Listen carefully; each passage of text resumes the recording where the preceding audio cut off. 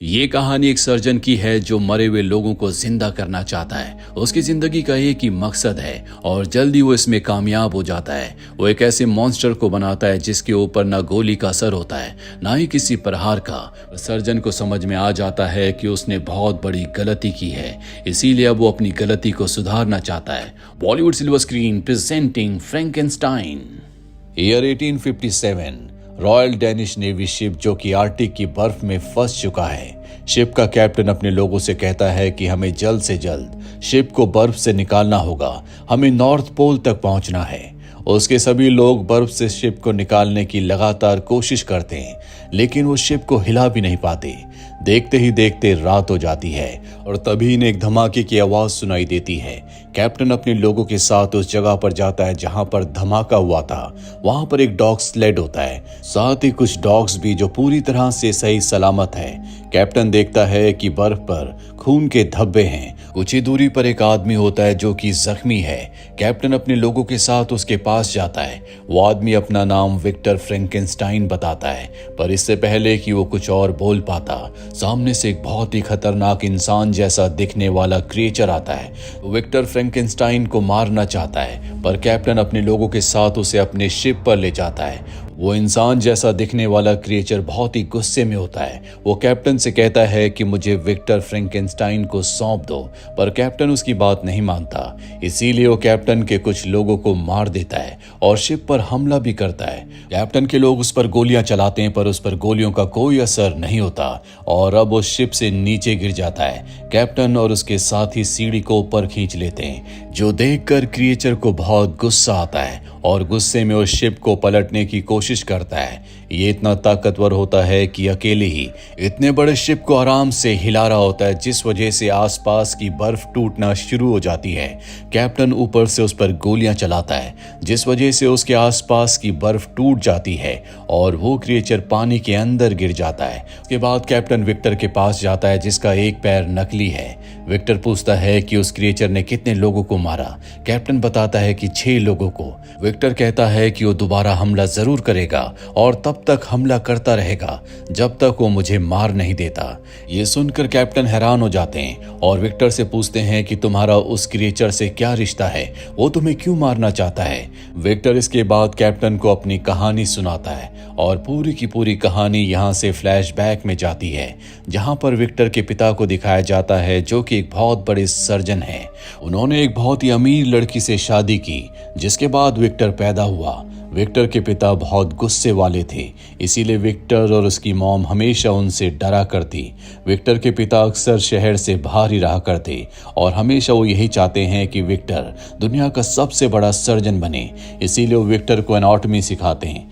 Victor उनसे बहुत ज़्यादा डरता है, इसीलिए जो भी उसके पिता कहते हैं विक्टर उनकी बात मानता है और जब भी वो कोई गलती करता है तो उसके पिता पनिशमेंट के तौर पर उसके चेहरे पर मारा करते। वो उसके हाथ पर कभी नहीं मारते थे, क्योंकि वो सर्जरी में काम आएंगे। विक्टर की मॉम एक बार फिर से प्रेग्नेंट हो जाती है और जब वो अपने दूसरे बेटे को जन्म देती है, उसी वक्त उनकी मृत्यु हो जाती है, जिससे विक्टर पूरी तरह से टूट जाता है, क्योंकि वो अपनी मॉम से बहुत ज़्यादा प्यार करता है। और अब विक्टर के जो पिता होते हैं वो अपने छोटे बेटे से बहुत प्यार करते हैं, जबकि वो विक्टर के साथ हमेशा बहुत ज़्यादा स्ट्रिक्ट रहते हैं। विक्टर एक दिन अपने पिता से पूछता है कि आप मॉम का इलाज कर रहे थे, फिर उनकी मृत्यु कैसे हो गई। उसके पिता कहते हैं कि मौत पर किसी का कंट्रोल नहीं है, जब जिसकी मौत होनी होती है हो जाती है।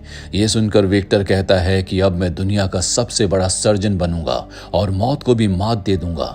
इसके बाद वो मेहनत करना शुरू करता है। उसकी जिंदगी का अब एक ही मकसद है और वो है मरे हुए लोगों को जिंदा करना।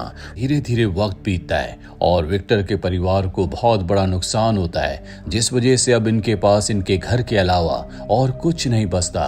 विक्टर अपनी पढ़ाई पूरी करना चाहता है। उसके पिता हमेशा घर से बाहर ही रहते हैं, इसीलिए अपने छोटे भाई को वो अपने रिलेटिव्स के घर भेज देता है और अपनी पढ़ाई करने के लिए वो royal college of surgeons of Edinburgh चला जाता है, जहां पर एक सेमिनार के दौरान वो अपने सभी प्रोफेसर्स को और सीनियर्स को दिखाता है कि कैसे उसने एक मरे हुए इंसान की बॉडी पर उसने एक दूसरे मरे हुए इंसान का हाथ लगाया था, जो पूरी तरह से ठीक था। और अब जब वो उस हाथ पर, उस बॉडी पर एक खास मात्रा में इलेक्ट्रिक करंट देता है तो वो हाथ मूव मूव होना शुरू हो जाता है, यहाँ तक कि वो बॉल भी कैच कर सकता है और विक्टर के कहने पर वो बॉल छोड़ भी देता है।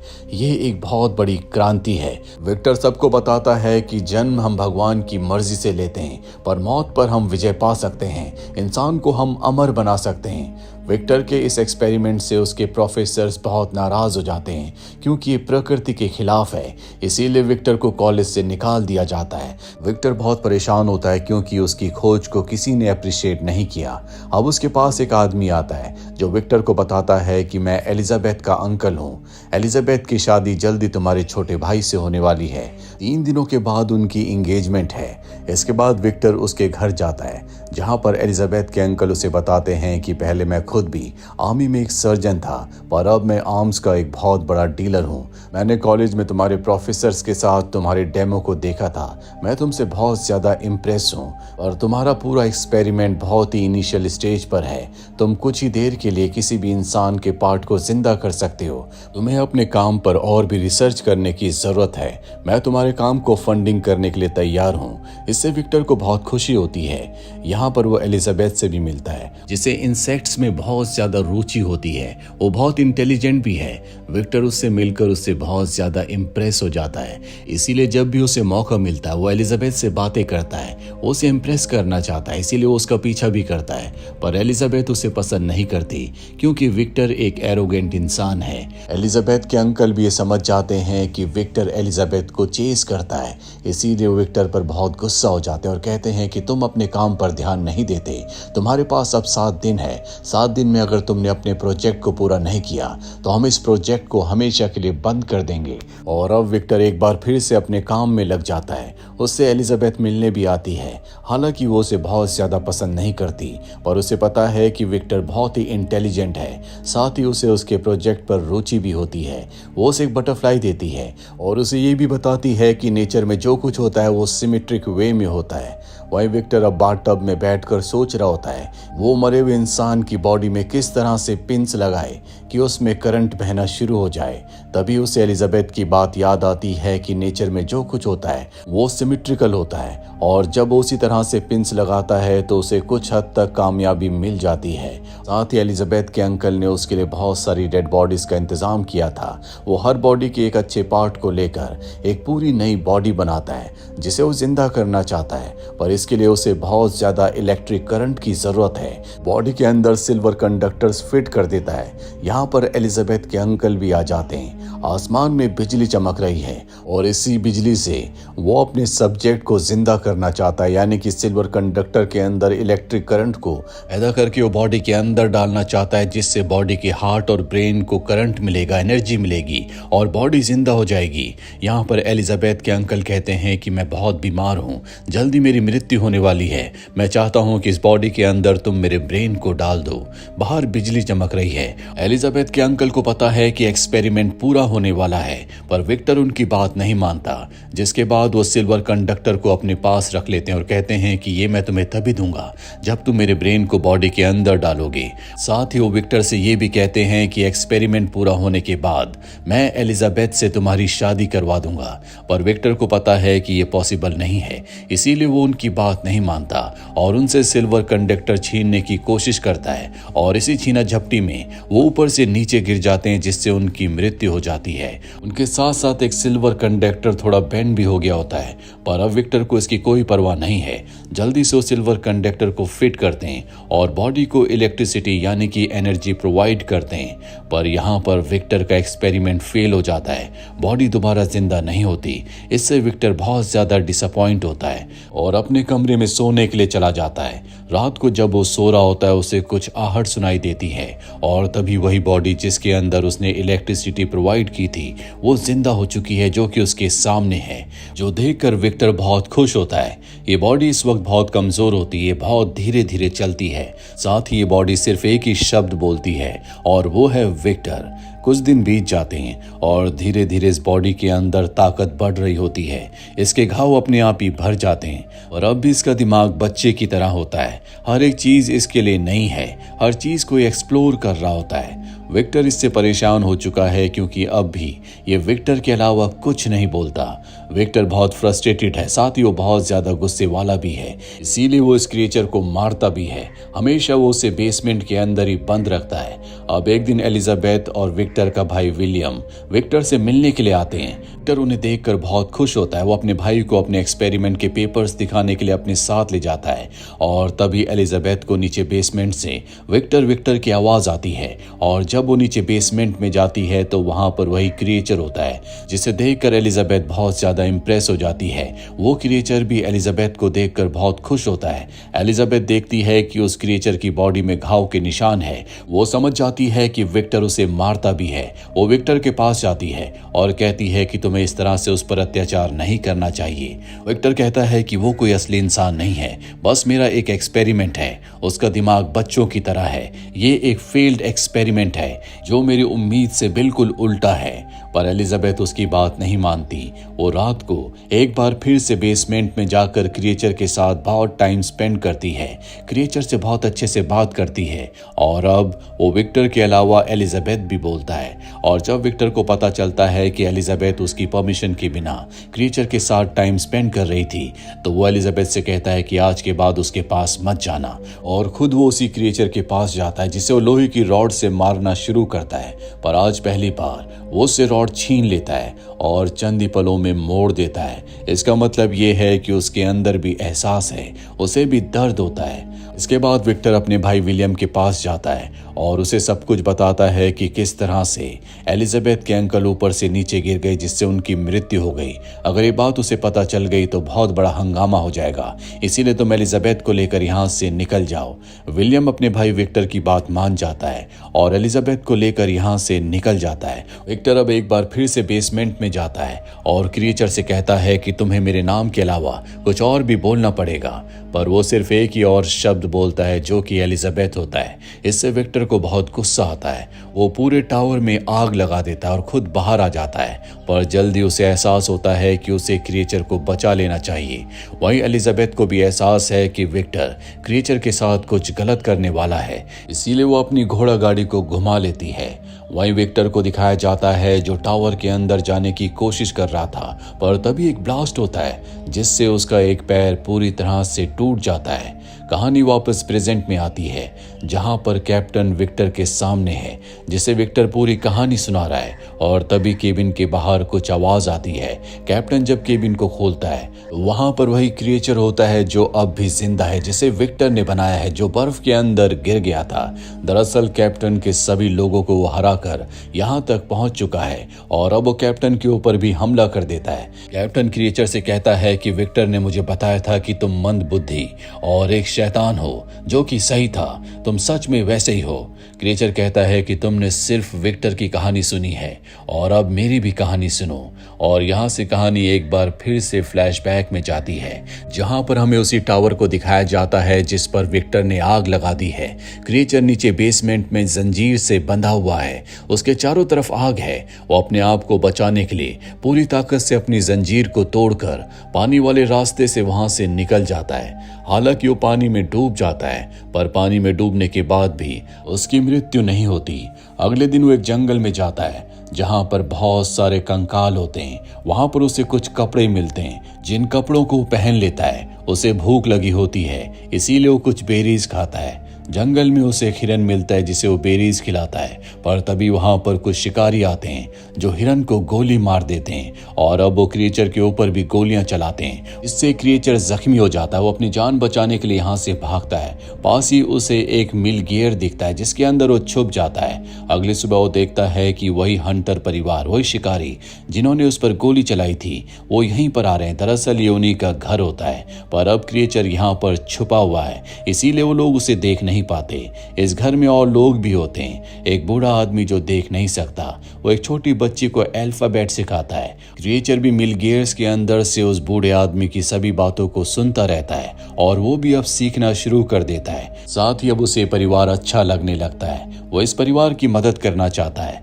इसीलिए रात होते ही वो इनके लिए लकड़ी काट कर बाहर रख देता है। साथ ही जो इनके मवेशी यानी कि भेड़ बकरियां होती है उनके लिए बांध भी बना देता है। इस परिवार को लगता है कि इनकी मदद स्पिरिट ऑफ द फॉरेस्ट करता है। इसीलिए हर रात को वो स्पिरिट ऑफ द फॉरेस्ट के लिए कुछ कपड़े रख देते हैं जिन्हें वो क्रिएचर पहन लेता है और इसी तरह से कई महीने बीत जाते हैं। क्रिएचर उसी मिल गियर्स में छुपा रहता है और अब एक दिन इनकी भेड़ बकरियों को खाने के लिए जंगल से कुछ भेड़िए आ जाते हैं, पर परिवार उनका सामना करता है, उन पर गोलियां चलाता है। क्रिएचर को ये देख के समझ में आ जाता है कि इस दुनिया का यही रूल है, हर एक ताकतवर इंसान अपनी जान बचाने के लिए, सरवाइव करने के लिए दूसरे को मारता है। और अब ये पूरा का पूरा परिवार पहाड़ों पर शिकार करने के लिए जाना चाहता है। जल्दी सर्दियां शुरू होने वाली है, इसीलिए सर्दियों के लिए इन्हें अपने लिए खाना इकट्ठा करने के लिए जाना है। इनके घर में जो ब्लाइंड मैन होता है ये उसे अपने साथ पहाड़ों पर नहीं ले जा सकते, इसीलिए उसे घर पर छोड़ देते हैं। और अब क्रिएचर उसके सामने आता है, जिसके बाद जल्द इन दोनों की दोस्ती हो जाती है। बूढ़ा आदमी क्रिएचर को पढ़ना लिखना हर एक चीज सिखाता है। साथ ही जब रात हो जाती है तो वो उसके सर को सहलाता है, जिससे क्रिएचर को बहुत अच्छा लगता है। एक दिन बूढ़ा आदमी क्रिएचर से पूछता है कि तुम कहाँ से आए हो, तुम कौन हो? पर क्रिएचर को अपने बारे में कुछ याद नहीं होता, सिर्फ उसे एक ही इंसान और उसका नाम याद है और वो है विक्टर।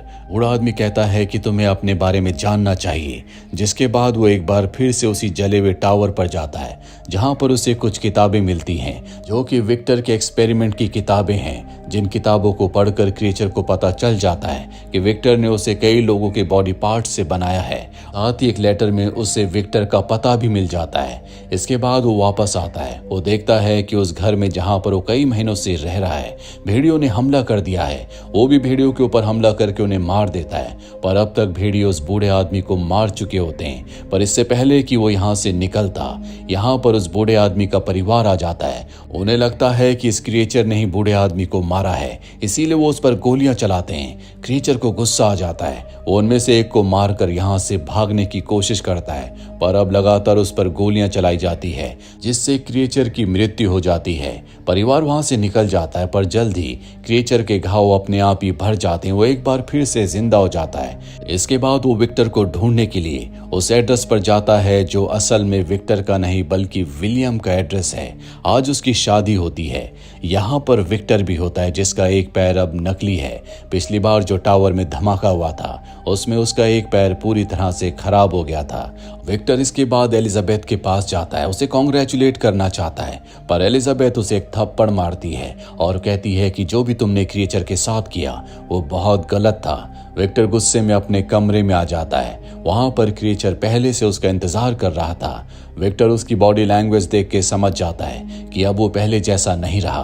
क्रिएचर विक्टर से कहता है कि पहले हमारे बीच में जो कुछ हुआ हमें उसे भूल जाना चाहिए। मैं चाहता हूं कि तुम मेरी जैसी एक लड़की बनाओ जिसके साथ मैं हमेशा रह सकूं। पर विक्टर साफ साफ मना कर देता है। वो कहता है कि तुम एक मॉन्स्टर हो और मैं दूसरा मॉन्स्टर नहीं बना सकता, तुम मेरा एक फेल्ड एक्सपेरिमेंट हो। ये सुनकर क्रिएचर को बहुत गुस्सा आता है और वो विक्टर को मारना शुरू कर देता है। आवाजें सुनकर यहाँ पर एलिजाबेथ आ जाती है और जब वो क्रिएचर को देखती है तो बहुत खुश होती है, जो देखकर विक्टर को बहुत गुस्सा आता है। वो क्रिएचर के ऊपर गोली चला देता है। एलिजाबेथ क्रिएचर को बचाना चाहती है, इसीलिए वो उसके सामने आ जाती है। गोली एलिजाबेथ को लग जाती है, जिससे वो बुरी तरह से जख्मी हो जाती है। गोली की आवाज सुनकर विलियम और सभी लोग ऊपर आ जाते हैं। विलियम को लगता है कि क्रिएचर ने ही एलिजाबेथ के ऊपर हमला किया है, इसीलिए वो क्रिएचर की तरफ बढ़ता है। क्रिएचर भी उस पर हमला करता है, जिससे विलियम बुरी तरह से जख्मी हो जाता है। विक्टर सबसे चिल्ला चिल्ला कर एक ही बात कह रहा होता है कि क्रिएचर ने ही एलिजाबेथ को जख्मी किया है, पर किसी की भी हिम्मत नहीं होती कि वो क्रिएचर का सामना करे, क्योंकि वो बहुत ताकतवर होता है। और अब वो एलिजाबेथ को उठाकर अपने साथ अपनी जगह पर ले जाता है। एलिजाबेथ अपनी जिंदगी की आखिरी सांसें ले रही है, पर वो खुश है कि वो अपनी जिंदगी के आखिरी वक्त में क्रिएचर के साथ है। दरअसल वो क्रिएचर को हमेशा से पसंद करती थी, क्रिएचर भी उसे पसंद करता है, पर अब एलिजाबेथ की मृत्यु हो चुकी है। वहीं विलियम को दिखाया जाता है जो विक्टर के सामने है। वो भी अपनी जिंदगी की आखिरी सांसें ले रहा है। मरने से पहले वो अपने भाई विक्टर से कहता है कि तुम बहुत बुरे इंसान हो, बचपन से मैं तुमसे डरा करता था, इसीलिए मैं तुम्हें मॉन्स्टर कहता था। इसके बाद विलियम की मृत्यु हो जाती है। अपने भाई की मृत्यु से विक्टर को बहुत गुस्सा आता है और अब वो गन लेकर उस क्रिएचर को मारने के लिए जाता है, पर जल्दी वो क्रिएचर विक्टर को ओवरपावर कर लेता है और वो विक्टर को नहीं मारता बल्कि उसे दर्द देता है ताकि विक्टर को पता चल सके कि दर्द क्या होता है, तड़पना क्या होता है, और इसी तरह से वो हमेशा उसे तड़पते हुए देखना चाहता है। वही विक्टर की जिंदगी का एक ही मकसद है, वो क्रिएचर को मारना चाहता है। और इसी तरह से अब ये दोनों एक दूसरे का बार बार सामना करते हैं। आखिरी बार जब इन दोनों का सामना हुआ था तो विक्टर क्रिएचर को डायनामाइट से उड़ाना चाहता था। ये आर्कटिक के जमे हुए समंदर में होते हैं जहां पर क्रिएचर विक्टर को पकड़ लेता है, उसे बुरी तरह से मारता है, उसके टेंट में आग लगा देता है। हालांकि क्रिएचर के हाथ में वो डायनामाइट फट जाता है लेकिन इससे उसे कुछ नहीं होता। उसे मारना इतना आसान नहीं है। और इसी ब्लास्ट की आवाज से कैप्टन और उसके लोग विक्टर तक पहुंचे थे। कहानी वापस प्रेजेंट में आती है जहां पर कैप्टन के सामने वो क्रिएचर और विक्टर है। दोनों की कहानियां सुनकर कैप्टन हैरान होता है। उसे समझ नहीं आता कि गलती किसकी है, पर अब यहाँ पर विक्टर को एहसास हो चुका है कि उसने जो कुछ क्रिएचर के साथ किया वो गलत था। इसीलिए वो क्रिएचर से माफी मांगता है। क्रिएचर भी उसे माफ कर देता है। इसके बाद क्रिएचर विक्टर के पास जाता है। विक्टर उसके सर पर उसी तरह से हाथ रखता है जिस तरह से वो ब्लाइंड मैन रखा करता था, जिससे क्रिएचर को बहुत अच्छा लगता है। और विक्टर अब उससे कहता है कि तुम मेरे बेटे हो, मैंने तुम्हें बनाया है। क्रिएचर भी उसे फादर कहकर बुलाता है। इसके बाद विक्टर की मृत्यु हो जाती है क्योंकि वो बहुत ज्यादा जख्मी था। क्रिएचर अब यहाँ से जाना चाहता है। कैप्टन अपने लोगों को आदेश देता है कि कोई भी क्रिएचर के ऊपर हमला नहीं करेगा। वो शिप से नीचे उतर जाता है, जिसके बाद वो शिप को धकेल कर यहाँ से पानी की तरफ भेज देता है। इससे पता चलता है कि वो कितना ताकतवर है। कैप्टन भी तय करता है कि अब सब के सब अपने घर वापस चले जाएंगे। दरअसल वो अपनी जिद के चलते नॉर्थ पोल को एक्सप्लोर करने के लिए जा रहा था। उसे एहसास होता है कि वो भी वही कर रहा है जो कि विक्टर ने किया था। जिद कभी भी इंसान की अच्छी नहीं होती। और अब ये अपना शिप लेकर अपने घर की तरफ निकल पड़ते हैं। क्रिएचर दूर से इन्हें देखता रहता है और अब जबकि सन डूब रहा होता है तो उसकी आखिरी रोशनी उसके ऊपर होती है और वो उस रोशनी को उसी तरह से इम्ब्रेस करता है जैसा कि उसे विक्टर ने पहली बार करवाया था। दरअसल इस पूरी कहानी में विक्टर फ्रैंकेनस्टाइन ही सबसे बड़ा कल्प्रिट था। वो हमेशा से एक जिद्दी इंसान था। उसी ने क्रिएचर को बनाया जो कि मासूम बच्चे की तरह था। क्रिएचर ने कभी किसी के ऊपर हमला नहीं किया, बावजूद इसके कि विक्टर ने उस पर हमेशा अत्याचार किए और उसने दुनिया को हमेशा पॉजिटिव नजरों से देखा। उसने कभी किसी का नुकसान पहुंचाने की कोशिश नहीं की। और कहानी के अंत में भी जब विक्टर ने उससे माफी मांगी तो चंद ही पलों में उसने विक्टर को माफ कर दिया। विक्टर इस कहानी का असली मॉन्स्टर है जिसका अंत वही हुआ जो हर एक मॉन्स्टर का होना चाहिए था। आपको क्या लगता है कमेंट बॉक्स में जरूर लिखें। उम्मीद करते हैं कि ये कहानी आपको पसंद आई होगी।